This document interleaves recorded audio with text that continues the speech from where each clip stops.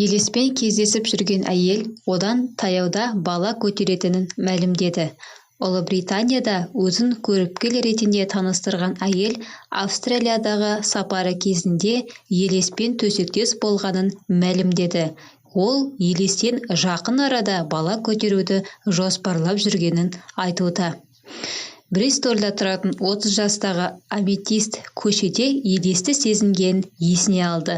Елес оны ұнатып қалып, Ұлыбританияға еріп келіпті. Әйел елеспен естен кетпес түндер өткізіп жүргенін айтып мақтанды.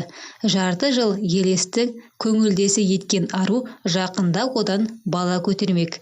Алайда елестен көтерген баласын қалай дүниеге әкелетінін әзірге елестете алмайтынын алға тартуда.